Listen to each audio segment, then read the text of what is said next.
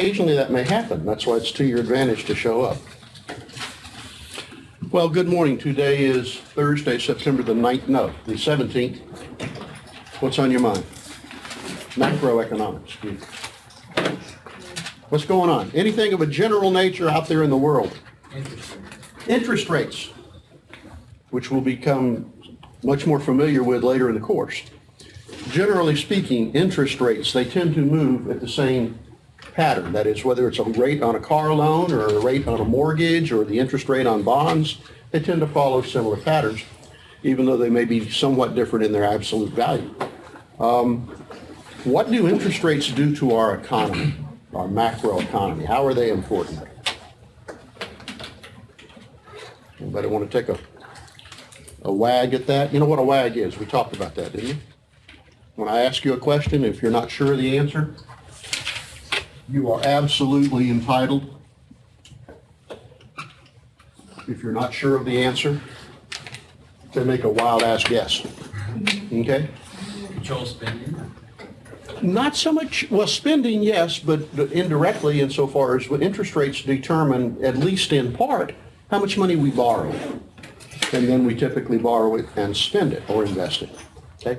When interest rates go up, what do you suppose that does to our economy in terms of spending? Less spending. People borrow less money. And if interest rates are too low, or if interest rates fall, spending increases, and the economy gets pumped up. You okay with that generally? One of the problems with lower interest rates is that as people borrow more money, there becomes more money in circulation. And so what do you suppose happens to our economy if there gets to be too much money out there being circulated, too much money in our economy? Inflation, prices rise. Like anything else, if you have a huge increase in its supply, its price falls or it is worth less. If you increase the supply of cowboy hats, they would fall in price because there's so many of them available to buy. So if the fear has always been that if interest rates get too low and there's too much borrowing, then that will create too much spending and therefore inflation. And one school of thought has been telling us that's going to happen sometime tomorrow. And they've been telling us that for the last 8 years. So maybe they're not quite right. For the last 8 years, give or take, the Federal Reserve, who controls our interest rates for the most part, has kept interest rates very, very low because our economy went through that horrible Great Recession from about 2008 to 2009. And the Fed dropped interest rates very low, trying to get us to continue spending and not let the economy slide into a recession. The term for that increase in the money supply by the Fed, something we'll see again, but we'll put it on the board for now. It's called quantitative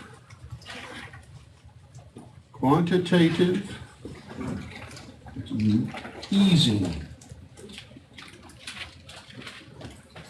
That's an increase in the money supply. In fact, a very large increase. And the Federal Reserve has been doing this and keeping the money supply growing and keeping particularly interest rates very low for quite some time now. And there is a fear on some people's part that that's just going to create lots of inflation any minute now.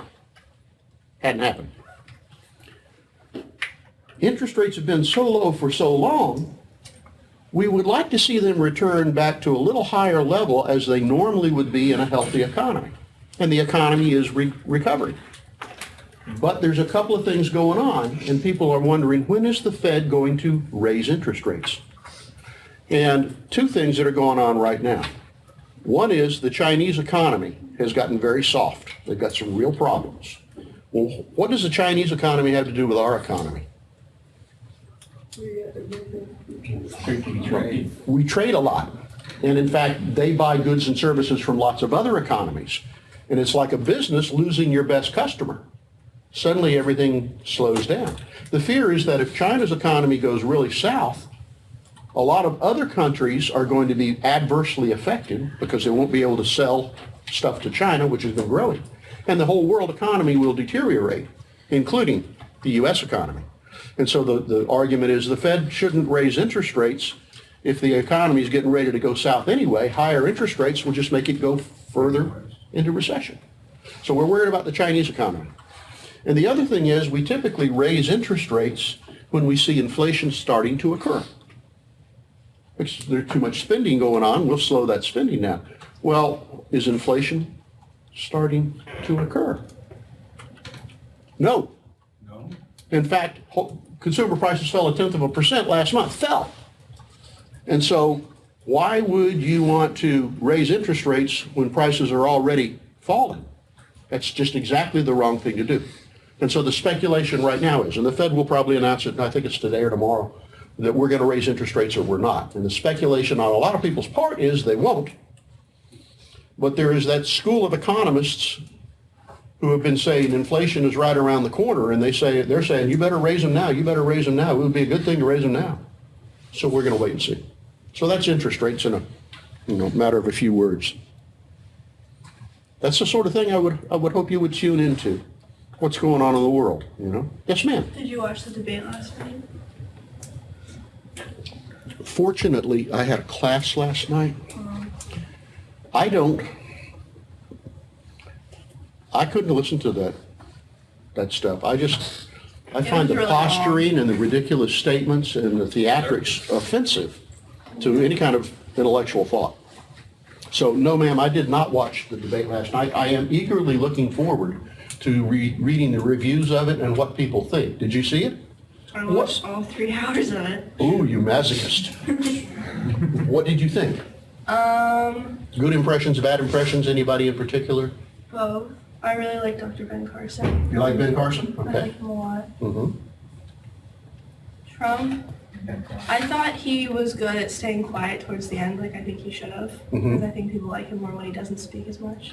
I think his whole campaign has become aware of the fact that you can't continue to bluster the way he's done. I didn't And know he keep didn't loyal. have a campaign manager yet. Yeah, well. I think that's crazy. I guess he's You're kind familiar with the term micromanagement? Yes, What is micromanagement? when you try to control everything When around you try to control everybody underneath you in every moment of their day and everything they do. Trump is known to be a micromanager. So to think that he would have a campaign manager and allow that person to function on their own is probably not going to be a true thing anyway. Anybody else, views or opinions on the debate last night or politics in general you'd like to discuss? The trouble with most of those debates are they're just 15-second comments. And none of those people in that position, and it's not their fault, can go into any depth about what their program or platform or intentions are. That takes a little more in-depth reading in the media. First, to understand what they think they want to do, and then second, to understand the critiques of it from both sides. What's good about it, what's bad about it. Who is Bernie Sanders? Bernie Sanders. He's a candidate for the Democratic nomination, and he is an avowed socialist. He says, I'm a socialist. He says, I think we need to do things collectively for this country to improve it. And he is, of course, in contention then with Hillary Clinton, the leading Democratic contender. And by the polls, he's catching up to her pretty interestingly. Bernie Sanders went to Liberty University. Everybody know where Liberty University is? Know anything about it? Yeah, I think is it in Virginia? It's in Virginia. Anything more about it? Yeah, it's very conservative. It's a very conservative, religiously based school. And Bernie Sanders went there to speak. Oh, he went there to speak. I thought he went there to college. No, he went there to speak just this last week. Here's a very, very, very liberal senator talking on a very, very, very conservative college campus. What would you expect to happen? A lot of boos, a lot of confrontation, a lot of negativity. In fact, they received him very, very well. He presented his views without attacking theirs. And a lot of the feedback from some of the students anyway coming out of it was, we disagree with him, but at least we can agree that we disagree. And I thought, what a wonderful step forward, that you can take those two extremes on the same venue and have some sort of open dialogue. So I thought that was interesting. Anything else going on? Observations, comments, complaints, or confessions? Yet? Yet? Yet problema? What's that mean? No problem. No problem. Okay. Would you like to talk about anything with respect to the college or the program or the course?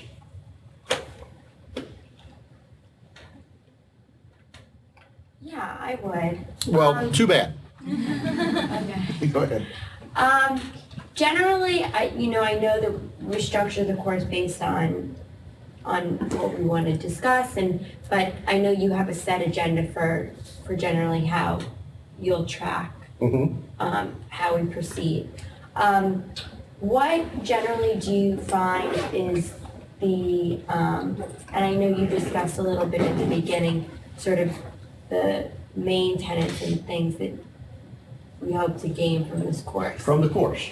Yeah, but if you could talk a little bit about what it is, as someone who, for me in particular, is not planning on going into business or to Congratulations on your wise judgment. Go ahead. to management, what you think the particular areas of interest or particular areas of discipline throughout the course that we should be focusing on, or would just be important tenets to base on. Not that obviously, having an overview of the course is important, but really generalizing what it is you think we should be focusing on. Or taking from this course. Yeah.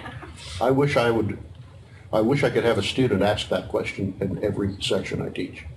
Because sometimes I don't address it and I think it's the heart and soul of what's going on. Thank you. I have a structure for this class. Part of it you see on the course schedule. We're going through these chapters on this schedule. I've commented before, I think those chapters are fairly small, they're fairly light. And that is good, because it gives you just a little bit of background, and it gives me enough time to add in the material that I think is more important, which would be meaningless if you didn't have the background to understand what I want to do. So, in addition to the chapters, and a real quick note on that, your Learn Smart assignments each week are due by 9 o'clock on Tuesday morning, right? At 9 o'clock, I will record them, and the window will close. And then as soon as I have recorded your grades, I will reopen that assignment for Learn Smart so that you can continue to use it to study. But if you don't have your work turned in by 9 o'clock on Tuesday mornings, you won't get credit for it, okay? But when you see it open back up and you say, oh, it's open for another week, that's just for you, it's not for your grade. Yes, ma'am? This is random, but it says that the due date for the paper we're supposed to write was the 12th of this month. I think it said October 12th, didn't it? September. It's September. Well, that should be October, and I will rectify that. Thank you very much. I just want to scan it. Because I'm pretty sure nobody's going to turn it in by the 12th of this month. That having passed. Okay. In 35 years of teaching college, I consider this to be the most important course I teach because of the material I'm going to show you right now, or outline right now, that I would hope you would take with you. I consider every class I teach not as you need to know this information, but as a vehicle that by taking this class, we'll talk about some things that are more relevant to your real life, not simply the theoretical knowledge in a textbook. So Tuesdays typically we'll do textbook stuff, and Thursdays typically we'll do Strickland stuff. And this is the stuff I think is worth taking with you for the rest of your lives. Probably central to all of that is the perception, the view on the role of government in our lives.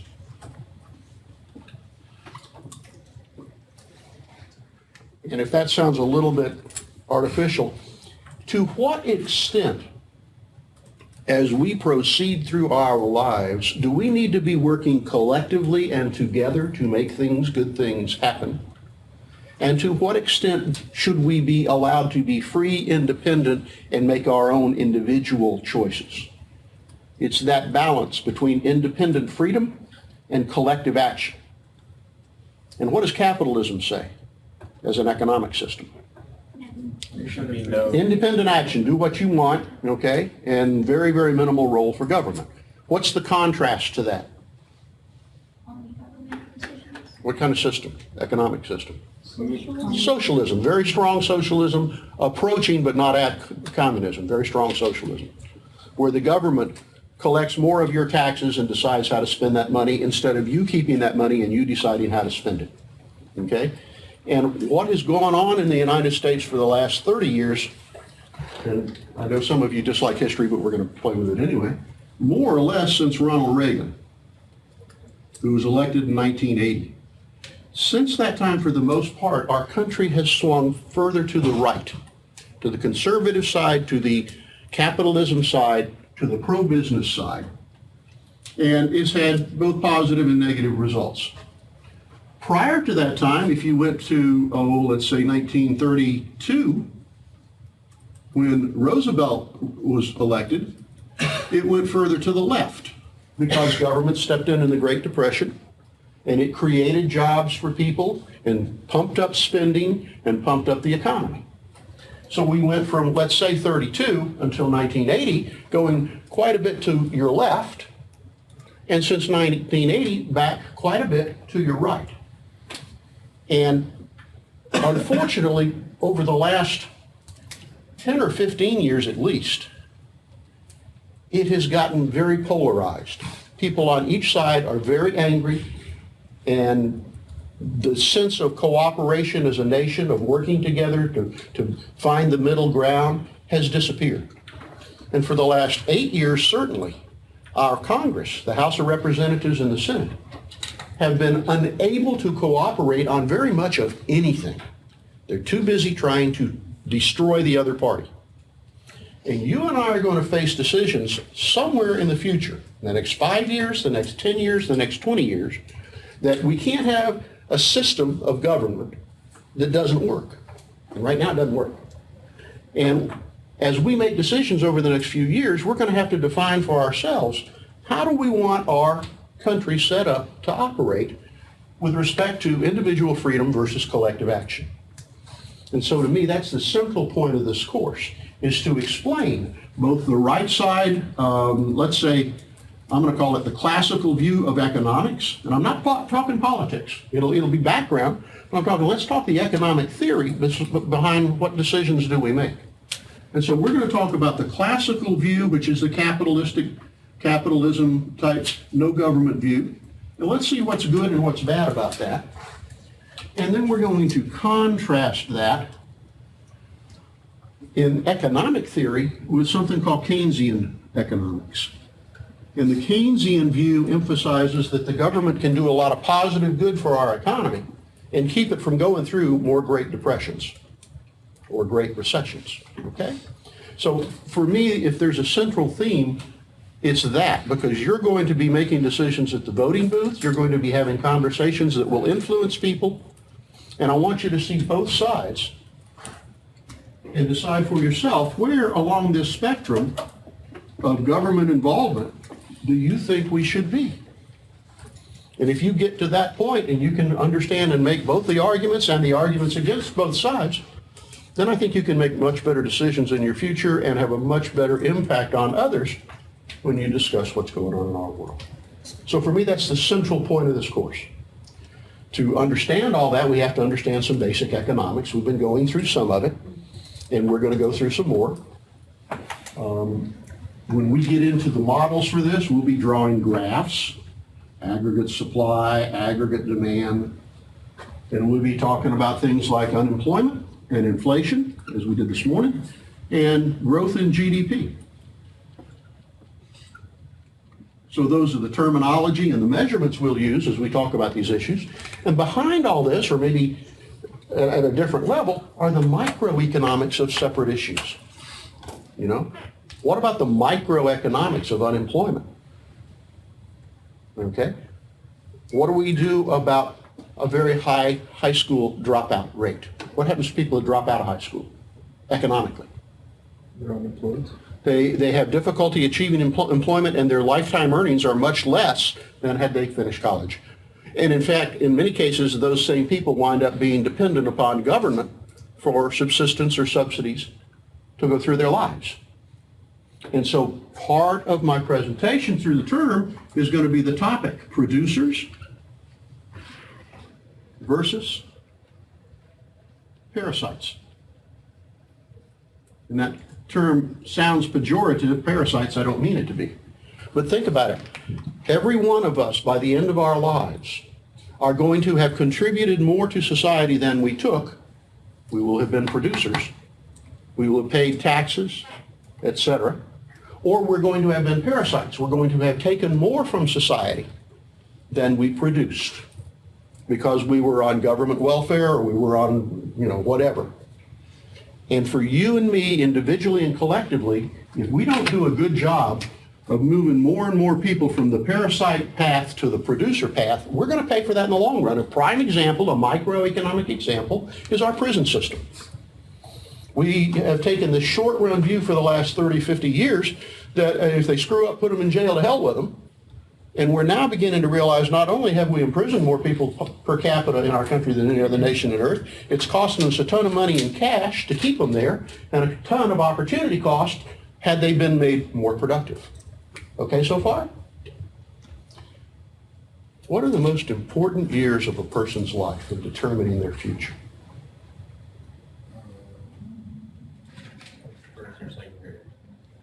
Actually, it's from 0 to 5 years old, 0 to 6. Because it's in those years when the brain is certainly not yet formed, that through our experiences and our environment and our role models, we are laying down laws and rules in our brains about what is proper and what is not proper, what is acceptable, what is not acceptable, what is achievable, what is impossible, what is desirable, what is to be avoided. How are we doing with our 0 to 5 population in the United States? The answer is not very well. We have a substrata in the United States where children are growing up in very hostile environments with very little supervision, nothing much in the way of role models. And by the time they're 6 and 7 years old, those rules are laid down, and it's going to be very difficult to change the path that that child has taken. Time out for a plug. This advertising message is brought to you by me. I belong to an organization known as Kiwanis. Like Kiwanis Park, like Circle K in some universities we have chapters, and like Key Club in high school. They're all part of Kiwanis. Kiwanis is a civic service club. People who volunteer time and money to try to improve these. What we found is that the number of folks involved in these kind of community clubs, not social clubs, but service clubs, is diminished.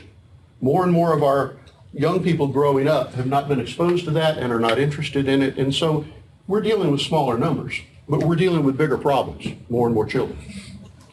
Kiwanis is particularly focused on young children and trying to benefit them. My particular Kiwanis club owns the Girl Scout hut for the Gateway Council. That's the headquarters for 16 counties worth of Girl Scouts. And so we help them every way we can.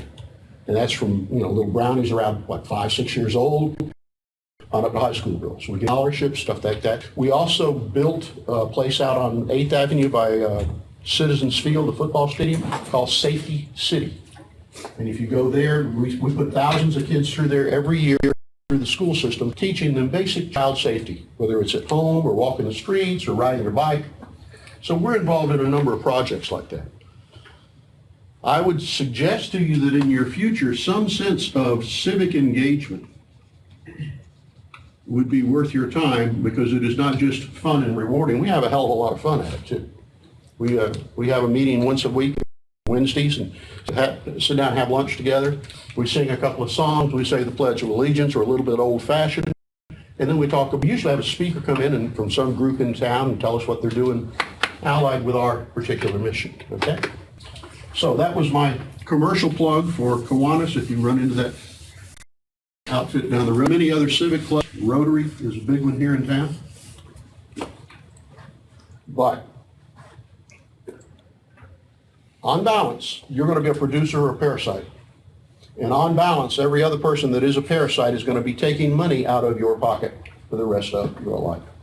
So how do we change people at a very early age and make them productive citizens, not parasites? That to me is kind of a major secondary theme through all of this. I think with those 2 points, that's pretty much what I see as what I'm trying to do here. And again, if that's my mission, my vehicle is macroeconomics. I think it gives you a good understanding of what's going on.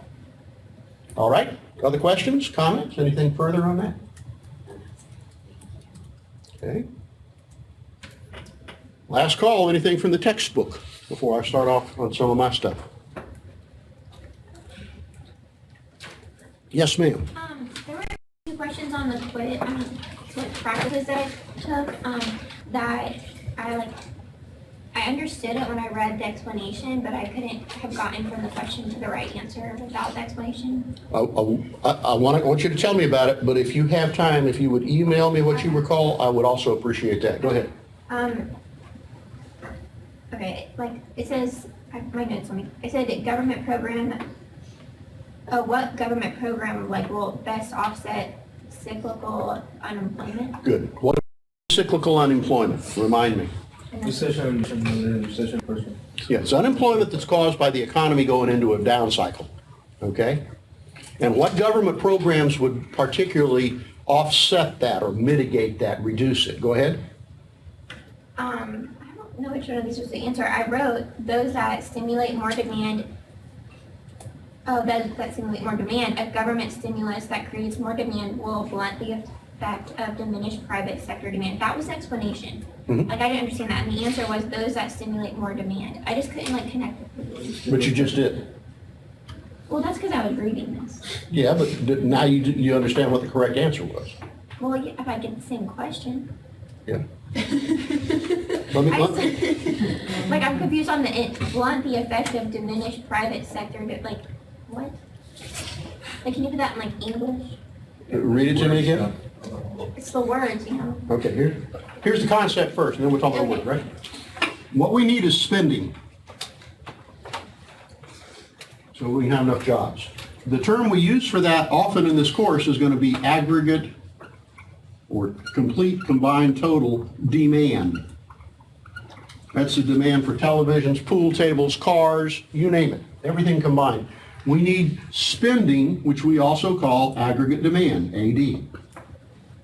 And if we go into a recession, it is typically because we don't have enough spending, so we need more spending.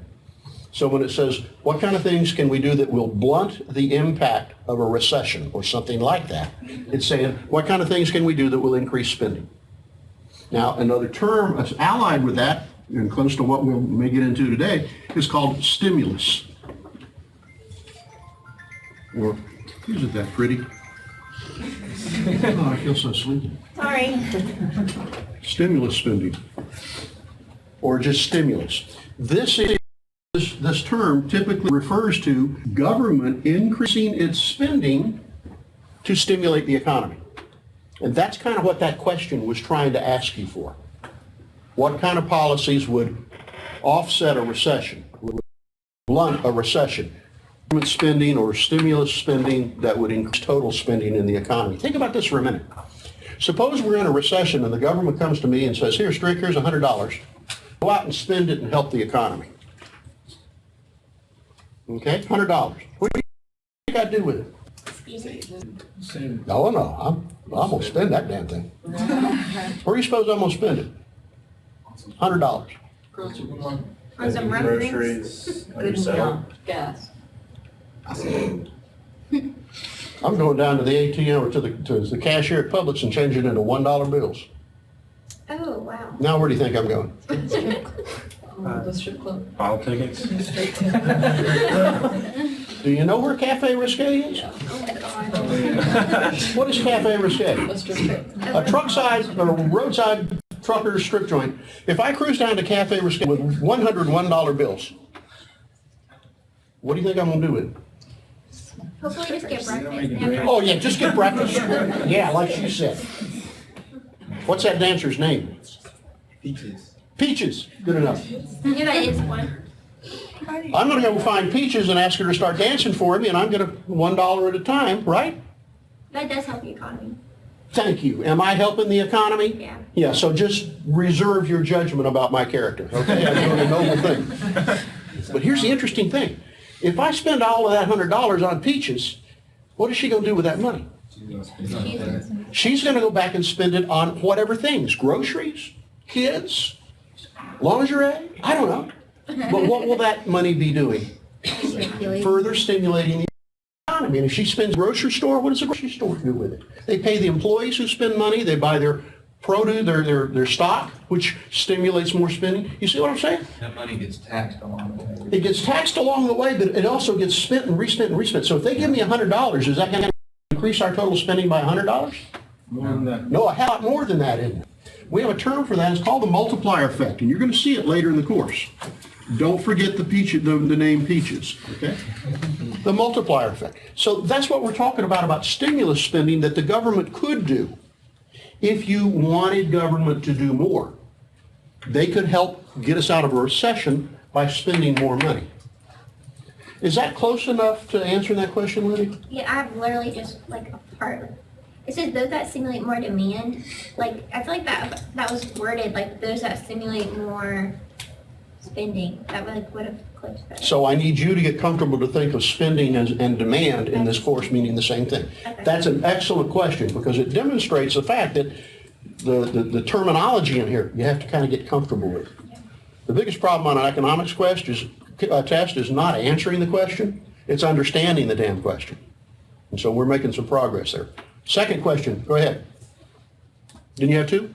Oh, well, I don't know. Okay, yes, sir. Will we be going over like government debt? Yes, matter of fact, we're getting ready to do that right now. Not Because I don't probably at the understand it. depth you're talking about, but conceptually. Okay? Oh, Oh, the question. now and in here we say, aha. Aha. Okay, good. Unemployment rate. I didn't know. I wrote in a different language. Unemployment rate down arrow, so decreases below full employed. And then I wrote the answer was increase inflationary pressures. Good. Now, if we could just make that make sense, right? Yes. But your notes are correct. Then the little explanation was as the economy does better, markets become scarce, so prices and wages rise, equaling inflationary behavior and employment nearing capacity. Like I understand that's what that is, but I don't understand how that's inflationary pressures is the answer. Okay, good. In this class, what does that mean? Full employment Full employment. What rate of unemployment do we associate with that, give or take? around 5. Around 5%. Why do we have 5% unemployment at full employment? Because there's people who aren't going to work. We don't want to work. Give me the two types. Who don't want. Frictional and structural. Frictional and structural unemployment, or transitional and structural unemployment. Okay. If unemployment goes down to 3%, what's kind of happening in the economy? How's business? People spend. Business is booming. People are spending like drunk sailors. And so we're selling like crazy, and what do we need? We need more employees. Okay? And we need more inventory, right? Because we're selling just about as fast as we can put it on the shelf, right? And so we go out and we start trying to hire more people. Is it very easy to hire more people? Oh, no. Not with 3% unemployment. What kind of people are these that still don't have a job? Let's let the unemployment go down to 1%. What kind of people are those that don't have a job now? Oh, they're in serious trouble. These are the people that you don't want coming in your house. You definitely your daughter dating one of them. You know what I'm saying? These are the people who, when everybody else can find a job, they can't find a job. If you are unemployed, when the unemployment rate is 1%, there is only one thing for you to do is go home to mama and let her take care of you. Because if you can't find a job in this world, you ain't never going to find a damn job. We're hiring anybody who breathes on a semi-regular basis. You understand what I'm saying? But my business is booming, and I need some more employees. Where am I going to find them? Take it from other companies. You damn right. And how do I get them from other companies? From better benefits? Give them a better wage, better benefit, or a damn car. I don't know. But I got to pay them more money to steal them. And which ones do I want to steal? Good ones. The good ones. And if I want to get the good ones, what I got to do? Pay them even more. Well, I managed to hire 10 new employees, but now I'm having to pay those guys or girls $80 an hour. You see a problem there? That's killing my profits. So what do I need to do? No, I don't want to lay them off. Hell, I got customers coming through the doors just killing each other. Increase price. What do we call that when prices grow? Inflation. Inflation. So you see the scenario? When we get down under 5% unemployment, there are going to be some inflationary pressure. Wages will be bid up as we try to steal workers from each other. And in order to cover those higher wages, we're going to have to raise prices. Inflation. Okay? Good. Another question? I imagine it was government that. Government debt. Good. Here's kind of what I wanted to do. I want to start with the circular flow. Remember the circular flow?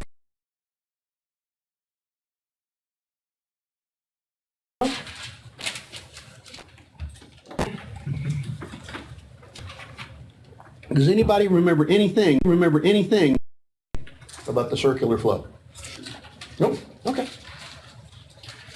It's a simple way of looking at the world. And think about this. If you were in the United States in 75 or 1800, how much macroeconomics was going on? Nothing. Everybody was running their own farm and pretty. We didn't know too much about inflation. We didn't worry about, GDP. Who the hell cares? I'll sell my crops. So as we move into the 1800s and stuff, and the Industrial Revolution's catching on, we start to look around and say, whoa, there's a hell of a lot out here. How do we kind of understand that? How do we understand the actions over here that affect people over here? And so then we start trying to think from microeconomics, my farm,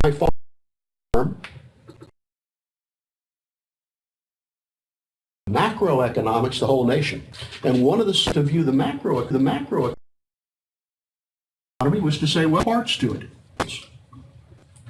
And families. Okay? And the other part is businesses. Remember industrial revolution, businesses to work in the factories, and there is a surflow between.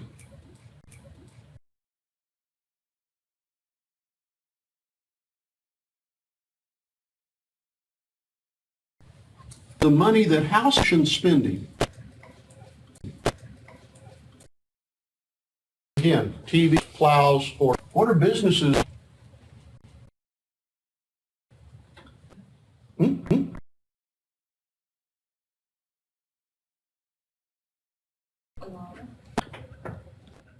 What are households? Households.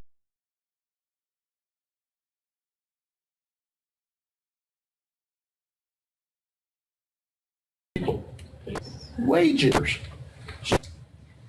As long as that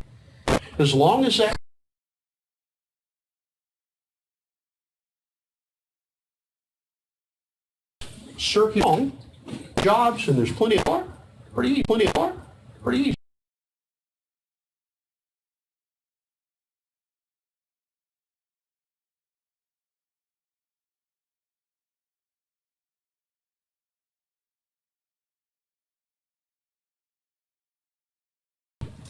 There's a reverse flow versus goes this way.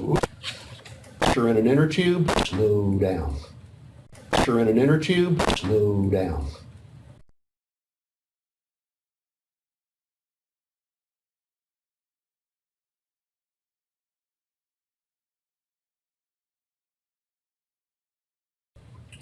Less consumption. Less. Paid $10. Why would they come up with this neat spending?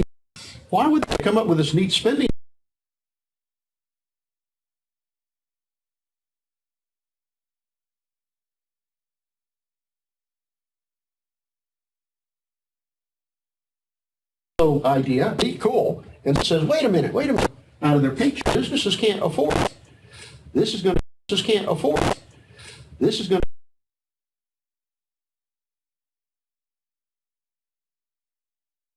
inflate the inner tubes, a what? At least. They said, well, wait a minute. In a general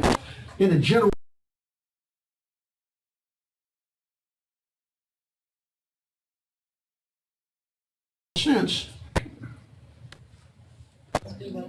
it's either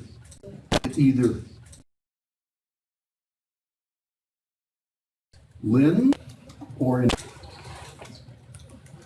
the businesses generally. Bingo, lending flow is back to $10, $10 all the time. You see that so far?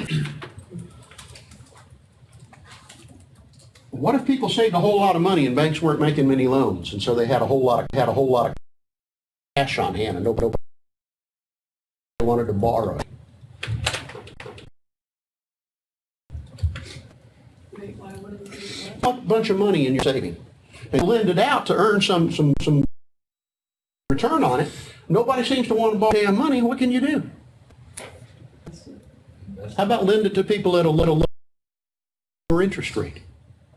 Instead of 10% loans, let's start making 11%. Would more people borrow more money? Sure. And so this is where interest rates, a little lie for me, come into play. They make sure that the amount saved is also the amount loaned out or invested. And so it's a nice little system.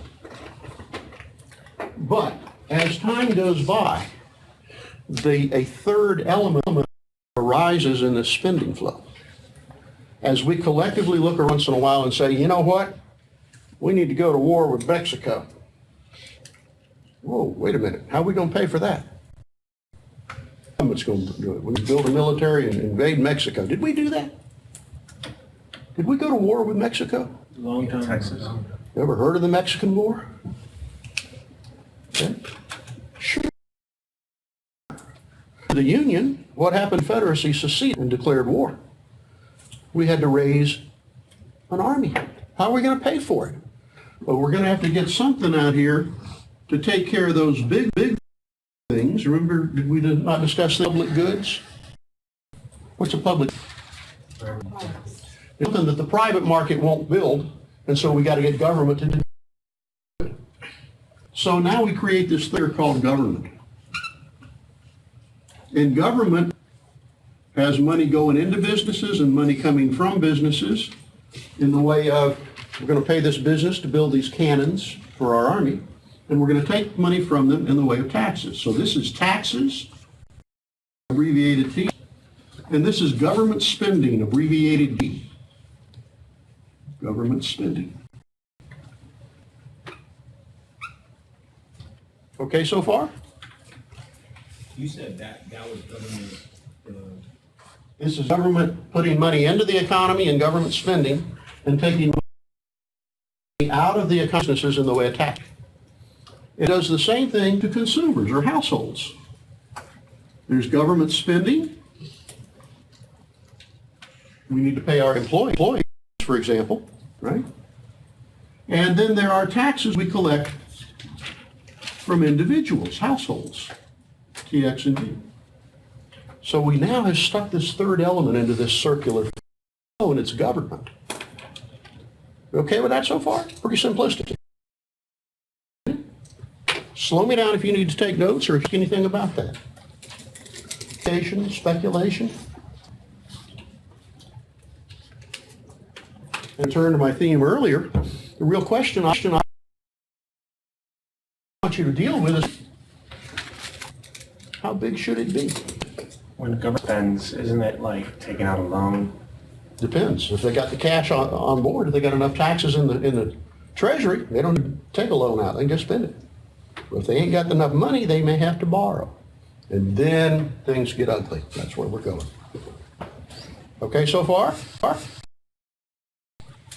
Spending flow out of reason starts to fall. Consumers get really worried or scared or something, and they really start saving a whole lot of money, and banks and all this money that people have been saving.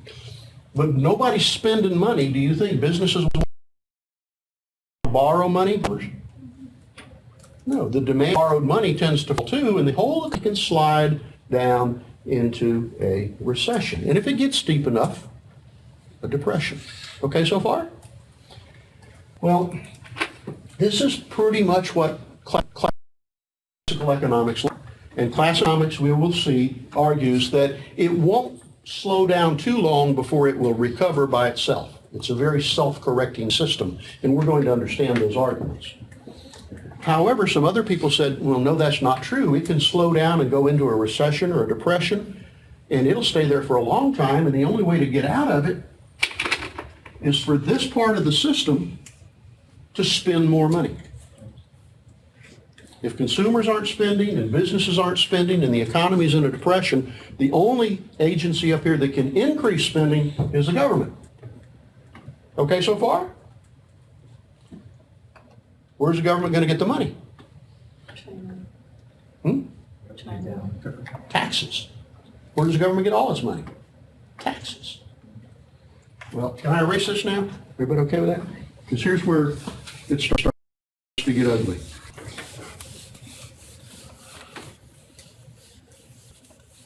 Ask something before you go on. I'm sorry? Ask something before you go on. Certainly. What percentage of what's a higher percentage, like the taxes that the government gets or the money that they borrow? Give me some time on that, okay? What I want to look at right now is the government's budget. We'll see that that ratio has changed over time. The government, what is a budget? The amount of money you have. Do you use a budget? Anybody here? How do you plan your budget? What do you do when you plan out your budget? So much money you can spend. I look at how much money's coming in and how much money is going out. And what better be? I better have more coming in than I got going out or I'm in trouble, right? Because if you have more going out than coming in, what's going to happen? You're going into debt, okay? Now, in the historical past of the United States, this sort of fiscal responsibility with your finances, it said you never spend more than you make. Not you, the individual, and not our government. So if you want to spend more money, you better go earn more money. Okay so far? That the only people who went into debt were called spendthrifts. Spendthrift. Didn't we talk about if one of you gentlemen wanted to date my daughter, what would happen? You remember that discussion? What was going to happen? Circling your gun. I would ask you to come by one afternoon and my daughter would introduce you to me while I had my gun torn apart and was cleaning it. And I would ask you what questions? How much money do you make, son? Where do you work? Been there very long? You like that job? Pretty good future? Good, good. Tell me, what kind of debt do you carry in your personal life? And you might look at me and say, none of your damn business. To which I would reply, what? Date my daughter. Put this gun back together, don't you ask my daughter again. So if you wanted to date my daughter, you're going to tell me how much debt you got, how much money you're borrowing. And if you told me, well, I make $1,000 a month, but I tend to spend about $1,600, $1,700. I got a credit card, you know. What's going to happen? I'm going to put bullets in that damn gun. And you're not dating my daughter because you are a spendthrift. We don't like those kind of people. What if that was going on today? There'd be a lot of dead people. A lot of very protected daughters, right? Debt is part of who we are anymore. But when we talk about the past and the classical arguments, it's going to be that you should be very responsible. So if the government wants to spend more money, that's over here, government spending.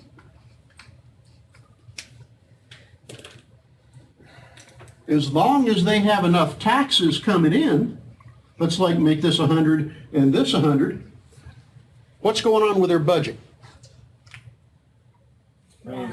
It's balanced, okay? This is a balanced budget. When your income equals your outgo, that's called balanced. What do we call it if your income is more than you spend? Surplus. We call it a budget surplus, okay? That's for me and you, that's also for the government, surplus. And if in fact your income is less than you are spending, we call it Deficit. a deficit. You're running a deficit. And what we found, particularly in World War II, in World War II, we were still in a depression. Remember that? 1930s? And the war kicks up, and by 1941 we're in it, and we need to produce a lot of tanks, planes, missiles, bombs, soldiers. Where were we going to get the money to do that? Because what happened to the government's income in a recession? The taxes they collect. People aren't spending, so it's less than tax. People aren't spending, people aren't earning money, there's no income taxes being collected, there's no sales taxes being collected. Government hadn't got any damn money, but now it's got to spend a lot of money to go to war. How do you spend more than you bring in? You borrow. You borrow. And so we saw the advent of government borrowing, running a deficit, what we may call deficit spending. And that's how we got through World War II. Where'd the government borrow the money? World War II, they borrowed a lot of it from citizens, American citizens. You went out and you bought a U.S. bond, and that meant basically you gave the government $100 and they promised to pay you back later. And as time goes on, our government learns it can also borrow from other countries, from corporations and businesses.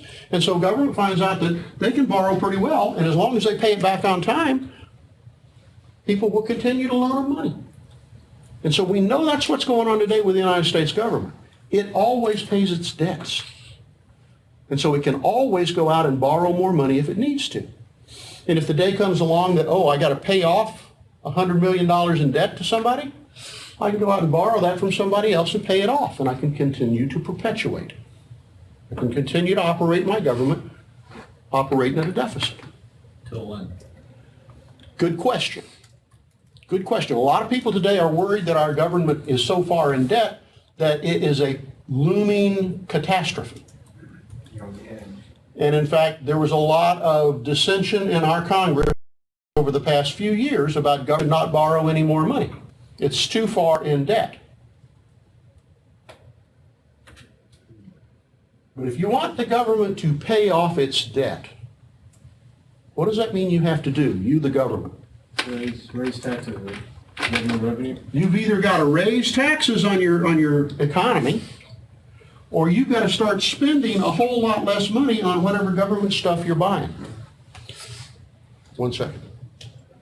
If the economy is moving into a recession, unemployment is rising, and then you do this, you raise taxes or you cut spending, what will happen to recession?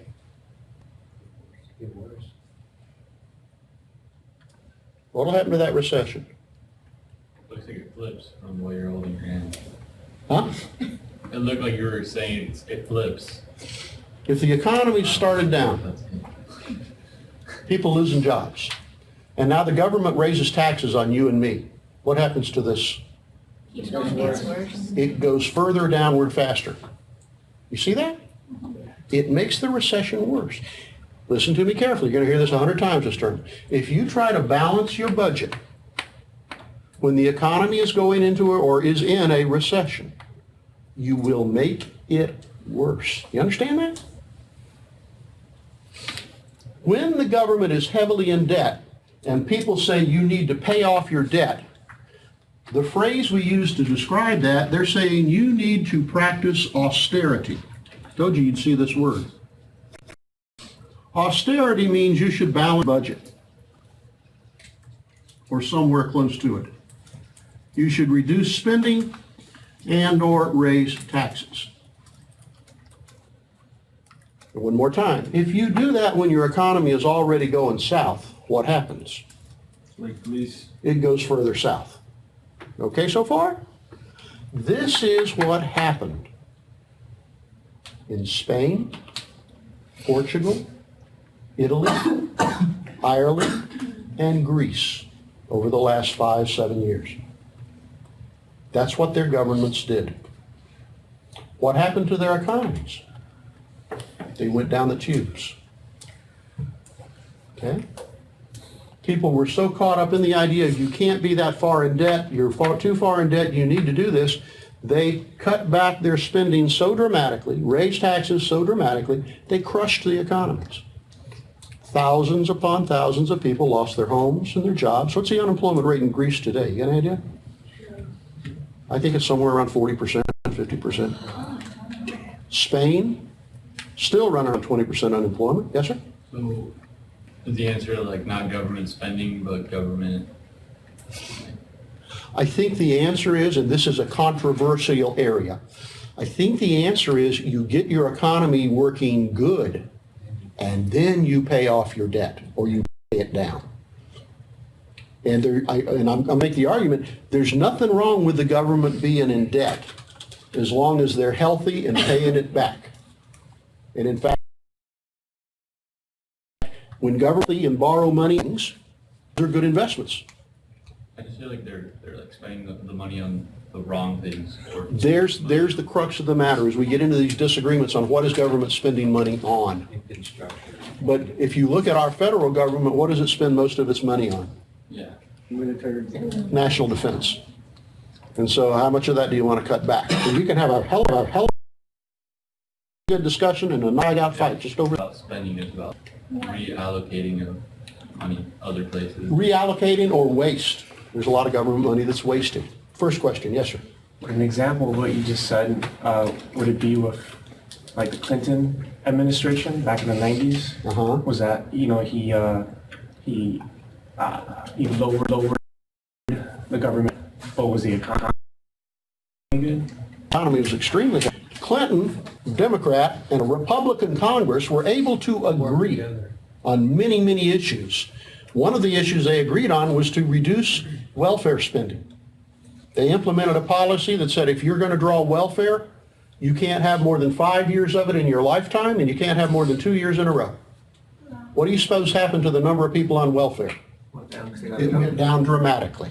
Since then they loosened it back up, and so we lost it. But for a very short time, with the Clinton administration and a Republican Congress, we had a balanced budget for the first time certainly since Reagan. Okay? Yes, ma'am. Aren't there a ton of people who don't pay taxes at all and like use tax loopholes? Well, there are a ton of people that don't pay taxes legally because they don't need to, because they don't make enough money. Okay? You look around at the people on welfare rolls and on very, very low incomes, they don't pay any income tax because we only tax you after you make so much money. And I think that's a kindness to them and it's good for spending for the economy. Okay? Then there are a lot of other wealthy individuals and particularly corporations who pay little or no income tax because of tax loopholes. A loophole is we'll let you cut your taxes if instead you will do this or do that, and we try to stimulate like more investment spending or more research or something like that. And there are a lot of people out there that don't pay taxes just because they're cheats. Yeah. And what has happened to the Internal Revenue Service who collects all the tax money? The number of employed by the IRS has been reduced. They don't have enough audit. Cheating. And so more and more people are cheating because we don't want to spend money on tax collectors. That's a little short-sighted. That's one of the big problems in Greece. In Greece, nobody pays income tax because the government doesn't enforce it. One of the reasons I got into trouble. All right, so far? You're beginning to see what's going on? If the economy's in a recession, instead of austerity, what do you think some other people would say we need to do? Save. Save. No. Spend. Remember the word stimulus? If we're in a recession, what does government need to do? Borrow more money, spend it, and stimulate the economy. So the other alternative in a recession, even with high debt, is stimulus spending. Increase government or decrease taxes or a little bit of both and get out of the recession. What's the problem with that? You go further in debt. And the people who are worried in debt, they go into paroxysms of fear and oh my God, it's for the world. That's why our government nearly shut down a couple of times now. Why did they lessen the credit rating a few years back, or were they threatening to? I can't remember. They were threatening, all bonds are rated. If they're rated trade, they're the best bonds possible,